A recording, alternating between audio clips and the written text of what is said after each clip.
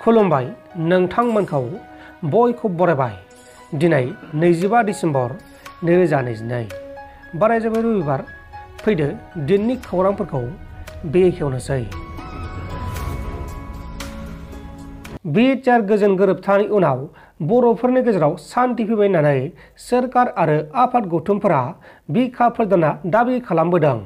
बिटिसिनि गायखुंगिरि बिथाङाबो बिटिआर ओनसोलाव जेबो हिंसानि जाथाय गैला आरो हिंसायारि जाथायखौ जानो होनाय नङा होननानै फोसावनाय जादोंमोन।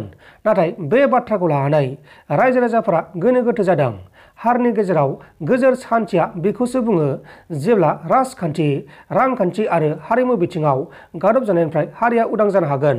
थांनाय 24 डिसेम्बर खालारखालि फुंनि 11 रिंगायाव CC/BY एक्स ndfbनि मिरुनि गाहाय नेहाथारि बि नाइजाब बिथांखौ बेलस्रिनि दरसे गामियाव जायगानि एबसुनि मावथिफोरा बुसे बुखांनानै मबाइलखौ देख्रुबना होदों आरो बायदिसिना एरसननानै पुलिसनि आखायावबो हरनाय जादोंमोन।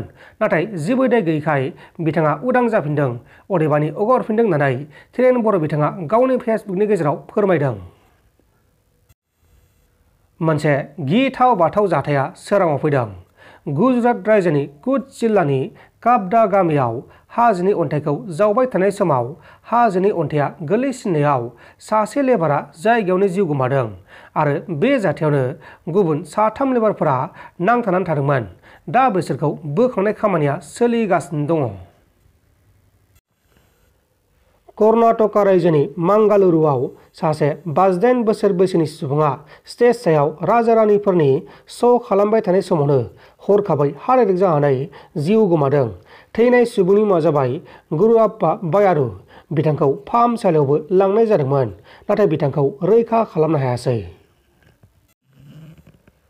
मोनसे गिख्रंथाव लामानि जाब्रबथाय जादों।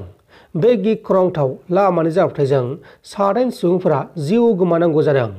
केरलानि कुमुलियाव धोरोम सिबिग्रा सुबुंफोरा साबारिमालायाव थांनानै न' फारसे थांफिनबाय थानाय समावनो हरखाबै लामा ससेयाव जाब्रबथाय जानानै 7 धोरोम सिबिग्राफोरा जिउ गोमादों आरो गुबुन 2 सुबुङा गोब्राब जोखोम जादों। जोखोम जानाय 2 सुबुंनि गेजेराव सासे गथ'बो दंमोन। बे समाव जोखोम जानायफोरखौ फाहामसालियाव फाहामथाय होगासिनो दङ आरो बे जाथाया केरला आरो तामिलनाडु बर्डारनि साखाथियाव जादोंमोन। नोंथांमोन दासिमनि माखासे खौरांफोरा बेखिनिमोन। बेखिनिसिम नायनायनि थाखाय नोंथांमोननिसिम रोजा रोजा साबायखर। गोजोन्थों। एसेनोसै जै बर' हारिनि।